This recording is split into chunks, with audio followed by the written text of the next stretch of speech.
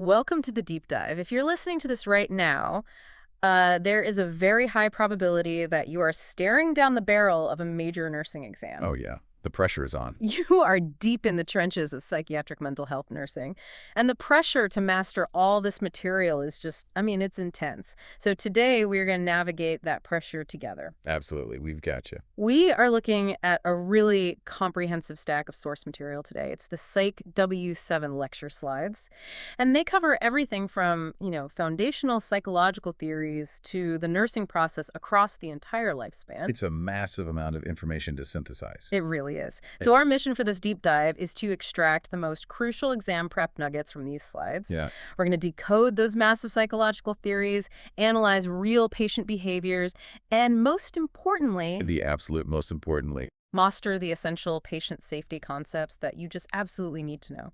My co-host here is an expert in the field and is going to help us connect all these academic dots to real-world nursing. So you don't just, pass a test, but actually feel confident when you step onto the floor. Because that transition from the textbook to the floor, that is where the real work happens. Passing the exam is critical, obviously. But the true goal is taking this dense academic material and understanding how it actually dictates the care of the human beings you'll be treating. Right. Knowledge is really only valuable when it's understood and applied to real patient care. We want to make sure you don't freeze up when you're confronted with a really complex presentation. Okay, let's unpack this by starting with the very foundation of psychiatric care that's presented early in the slides, the mental health and mental illness continuum. A great place to start. The text makes it pretty clear that mental health isn't just a binary switch. It's not just healthy or sick. But how does this continuum actually dictate a nurse's approach during an initial assessment? Well, the continuum concept is essential because it forces you to evaluate the level of impairment, not just the presence of stress. Okay. So on one end, you have well-being.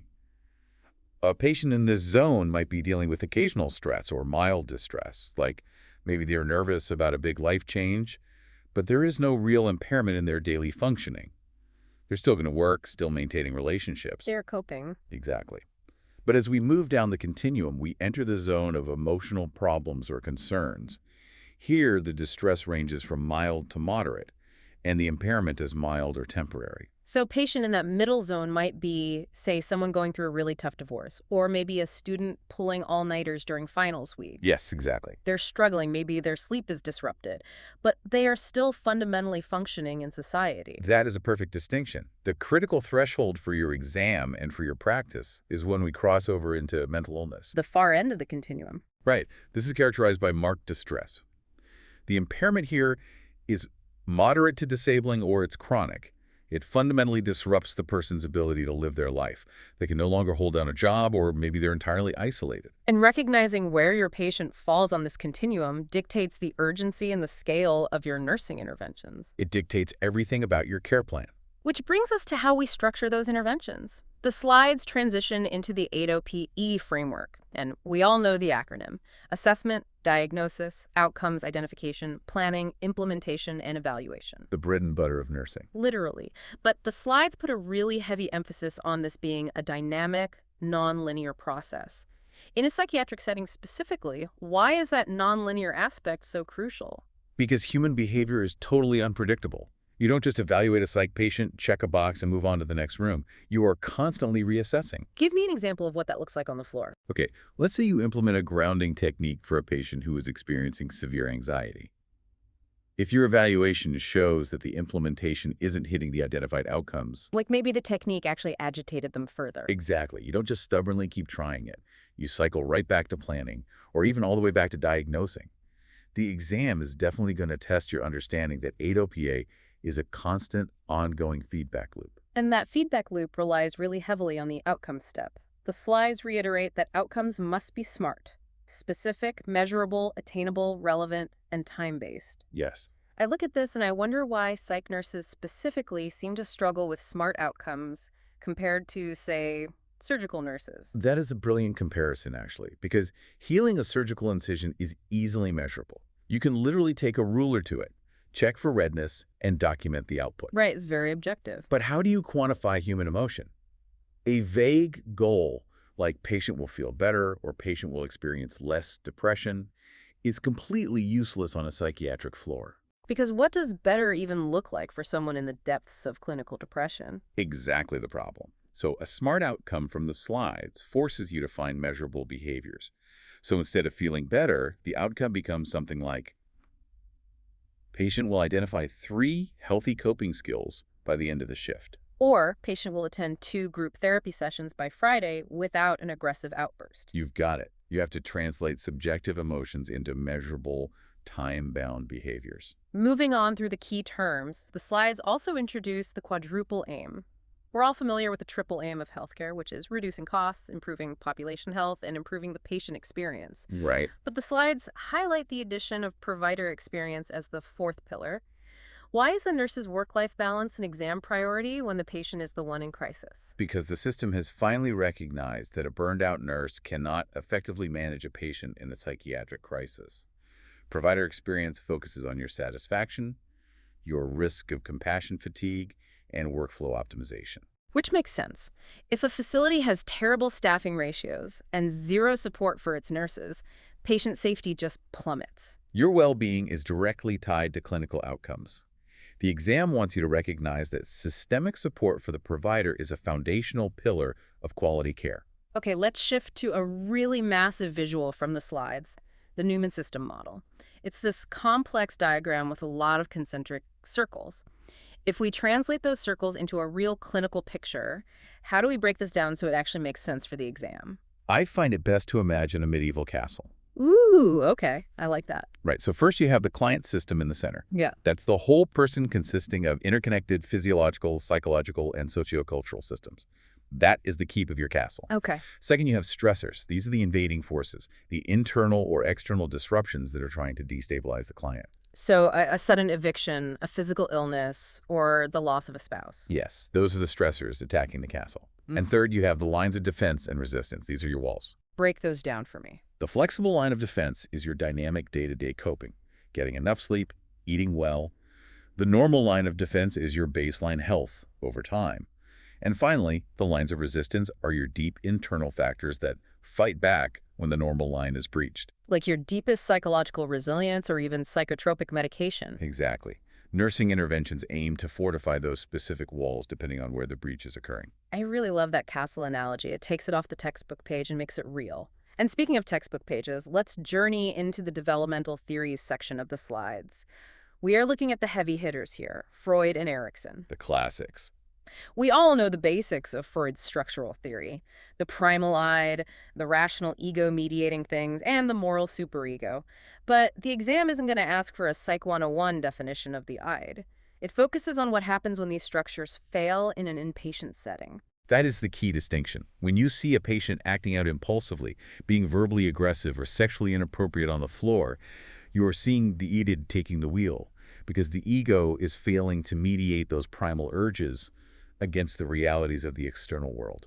But Freud also mapped out the psychosexual stages: oral, anal, phallic, latency, and genital. The critical takeaway from the slides here isn't just memorizing the ages associated with those stages, though, is it? No, not at all. The slides put a massive emphasis on the concept of fixations. Right. The theory posits that if a person has unresolved conflicts during any of these early stages, it leads to a fixation that deeply influences their adult personality. So what does that look like on the unit? For instance, severe issues with control during the anal stage might manifest later as a patient with obsessive-compulsive traits who becomes highly agitated when their unit routine is suddenly changed. Ah, I see. Understanding this helps nurses recognize that a patient's current maladaptive behavior might be rooted in very early developmental disruptions.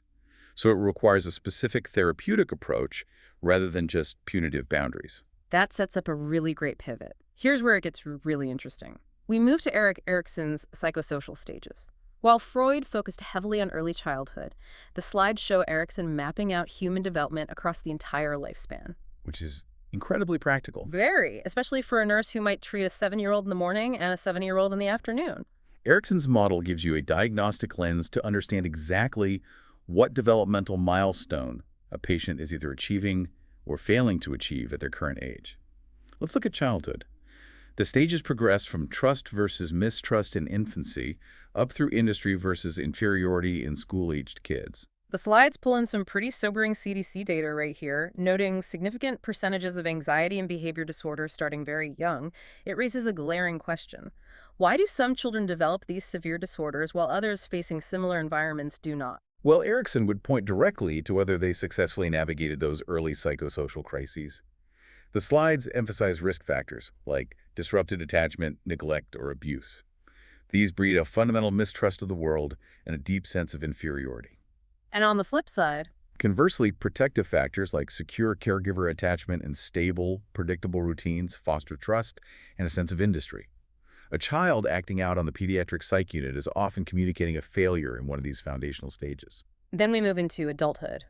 The slides detail intimacy versus isolation for young adults and generativity versus stagnation for middle adulthood. When we think about the major stressors we see on the floor for these demographics, things like caregiving burden or sudden unemployment really jump out. Definitely. Think about a middle-aged adult who is completely overwhelmed by caring for both their children and their aging parents, the classic sandwich generation. Right. If they lose their job on top of that, they might struggle to find that sense of generativity, which is the need to contribute to society and guide the next generation. Instead, they fall into stagnation, feeling totally unproductive and disconnected, which frequently presents clinically as severe depression. Finally, the slides cover older adulthood, ego integrity versus despair. This is about looking back on life and either feeling a sense of fulfillment and wisdom or deep regret and bitterness. Let's do a quick pop quiz from the slides to test this application. I love a pop quiz. Hit me.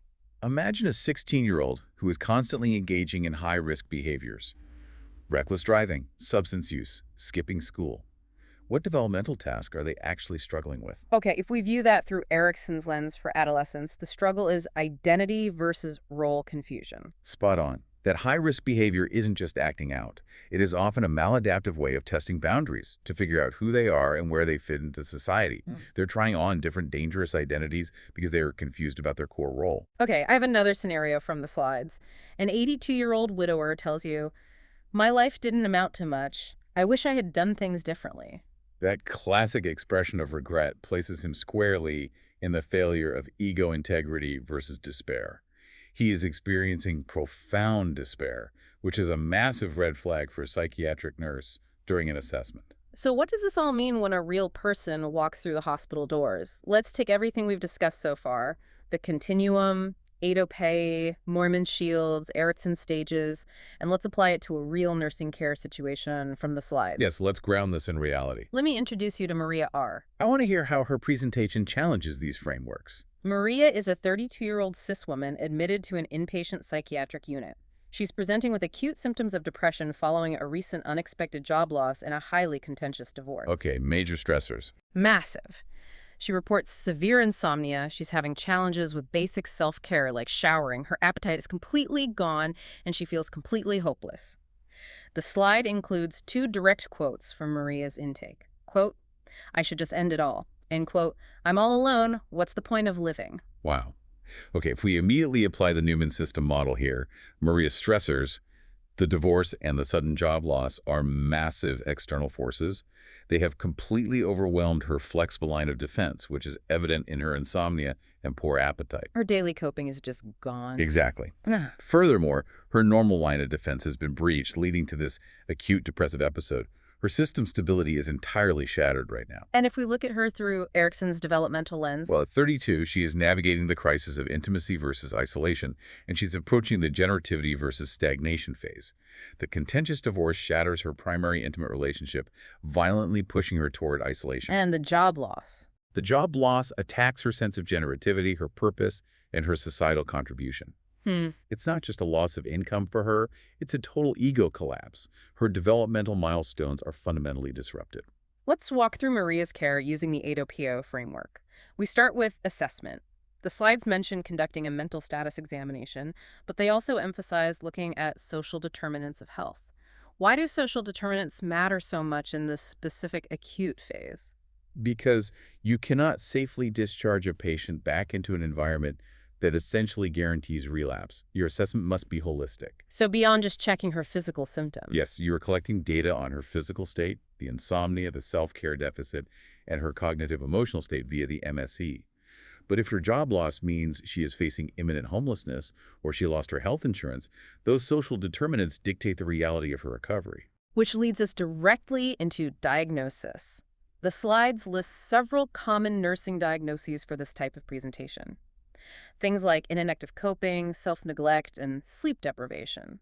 I look at Maria's profound insomnia and think, doesn't lack of sleep drastically exacerbate depression? Shouldn't fixing her sleep be the immediate priority? Sleep is absolutely critical. Mm-hmm. But based on Maria's presentation, there is only one correct priority diagnosis. Listen to her passive suicidal ideation. I should just end it all, and what's the point of living? Exactly. Based on the hierarchy of needs and fundamental patient safety, risk for suicide is the absolute priority diagnosis. Everything else takes a backseat. Wow. You cannot treat sleep deprivation, and you cannot teach coping skills if the patient is not kept alive. Safety eclipses all other diagnoses. And I imagine that dictates our outcomes, planning, and implementation phases entirely. It dictates every single move you make. Your immediate primary outcome is safety. Patient will remain free from self-harm during the shift. Implementation involves establishing a therapeutic relationship, demonstrating culturally responsive caring behaviors, and executing a strict safety plan in partnership with the interprofessional team. And finally, evaluation. Continually analyzing if the outcomes are met. Is she still expressing suicidal ideation?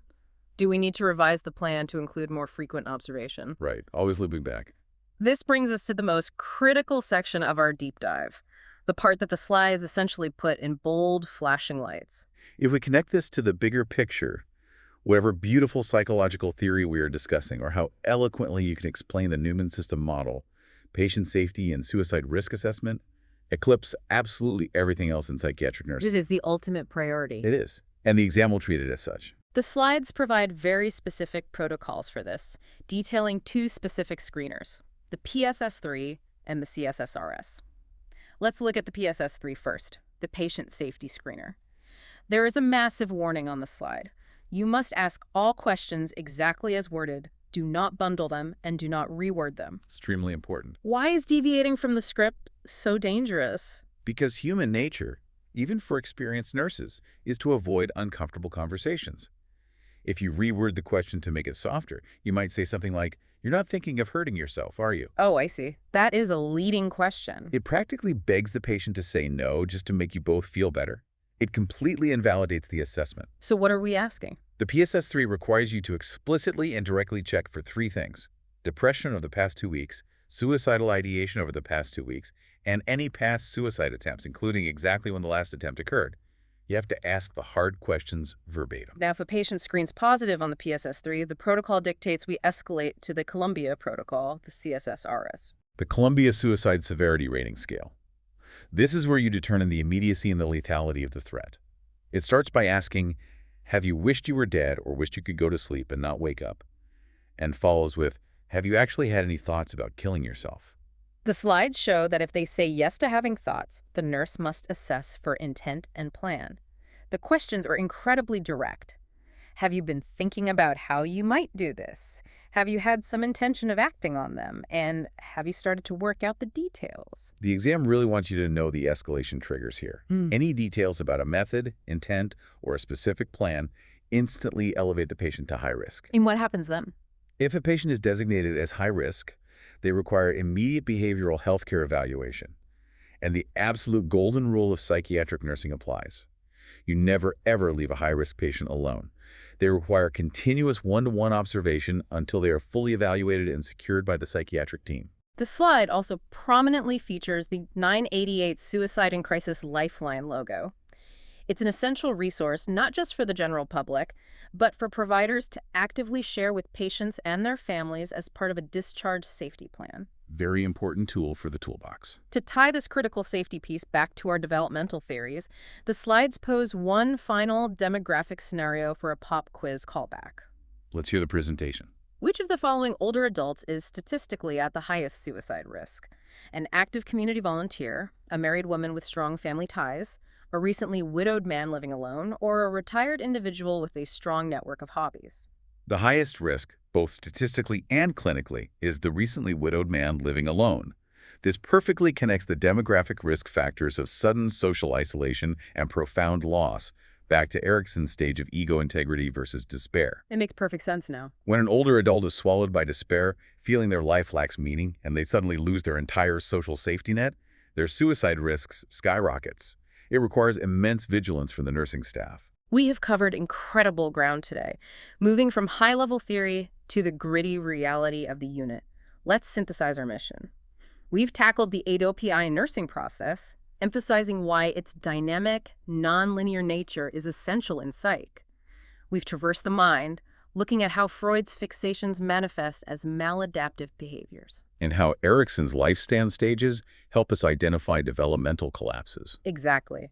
We took those theories and applied them directly to the bedside with the case of Maria R., recognizing how massive stressors break down a patient's Newman defenses. And most importantly, we anchored all of that theory in strict patient safety protocols. The PSS-3 and the Columbia Protocol. Right. They are not just acronyms to memorize for multiple choice questions. While mastering this material will absolutely help you confidently navigate your upcoming exam, the true value goes far beyond a grade. These frameworks, specifically the unyielding exactness of the suicide risk screeners, will literally save lives when you are out there on the floor. You are putting in the work, and it is going to translate into exceptional patient care. But before we sign off, I want to leave you with one final provocative thought from the slides to ponder while you review your notes. When we discussed older adulthood, we focused heavily on Erikson's concept of despair and the clinical risks associated with it. But the slides briefly introduce a completely different, fascinating perspective, Tornstam's gerotranscendence theory. Oh, I love that theory. It shifts the entire paradigm of aging. It introduces a sort of cosmic or spiritual dimension to growing older. Exactly. What if the psychological changes we see in an aging patient aren't just about physical decline or looking back with regret? What if aging naturally pushes the human mind toward a transcendent perspective on reality? A shift away from the materialistic, chaotic world toward a deeper, more peaceful, cosmic connection. Yes.